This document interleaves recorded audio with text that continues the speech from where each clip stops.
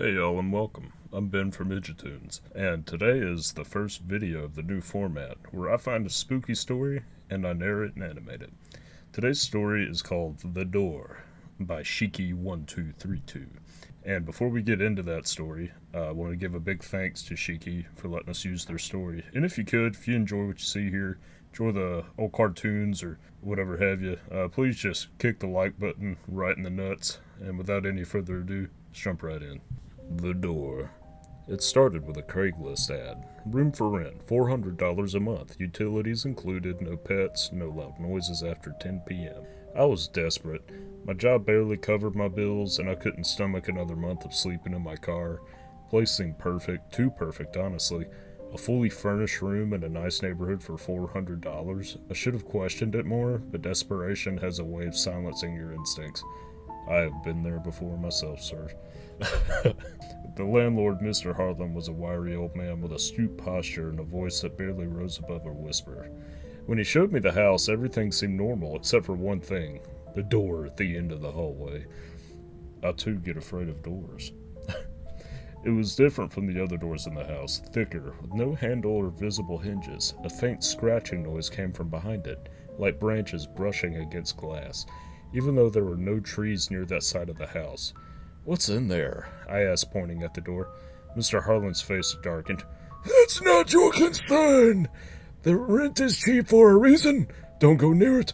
Don't touch it. And above all, don't listen to it." See, that I would be concerned right there. You know? I should have walked away right then, but I didn't. I moved in the next day. Because that's what every rational person does. The first few nights were quiet.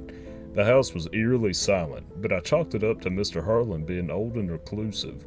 The door at the end of the hallway didn't bother me much, until the fourth night. At least it let you get settled. That was the first time I heard the whispering. At first I thought it was Mr. Harlan talking to someone, but when I crept out of my room I realized it was coming from the strange door. The whispers were soft and rhythmic, like a lullaby sung in a language I didn't understand.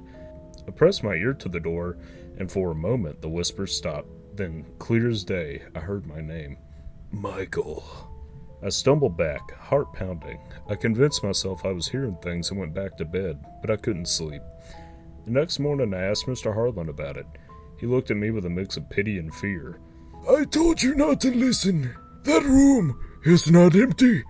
Why would you rent it knowing that? I pressed him for answers, but he refused to say more.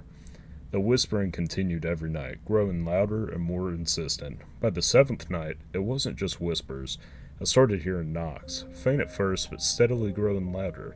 It sounded like someone, or something, was trapped inside, pounding on the door with frantic desperation. "Let me out!" A voice begged one night. It sounded like a woman. The next night, it sounded like a child. "Michael, please!" it whimpered. "It's so cold!" I stopped sleeping. I stopped eating. My days became a haze of paranoia, and my nights were consumed by the whispers, the knocks, and the voices. Finally, I couldn't take it anymore. I waited until Mr. Harlan left for his weekly grocery trip. Armed with a crowbar, I approached the door, my heart hammering in my chest. The whispers stopped as I got closer, replaced by a low, guttural growl. "Don't," the voice said. It didn't sound human anymore. I hesitated, but something inside of me, curiosity, stupidity, or a mix of both, probably more the stupid part there, drove me to wedge the crowbar into the edge of the door and pry it open. The moment the door cracked open, the lights in the house flickered and went out. A blast of freezing air hit me, carrying with it a foul stench like rotten meat. Inside the room there was nothing but darkness, not just the absence of light, but a suffocating, living void that seemed to reach out for me. And then I saw them. Eyes, dozens of them, red and unblinking, staring at me from the darkness. A hand shot out of the void, long and skeletal, its fingers impossibly long and sharp. It grabbed my wrist, its touch ice cold and burning at the same time.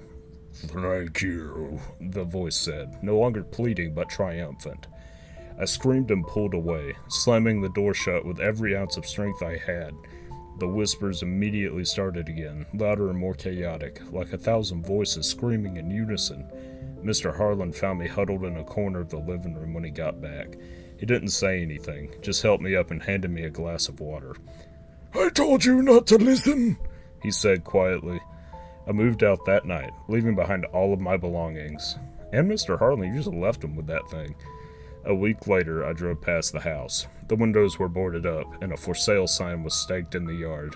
I never went back. But sometimes late at night, when I'm alone in my new apartment, I hear faint whispers coming from the closet, and they know my name. Again, that was The Door by Shiki1232. Just some thoughts I had. I wonder if the old man was like a kind of a guardian or an extension of the entity in the door. I mean, it seems like it's like omnipotent, right? You know, since it's in his apartment.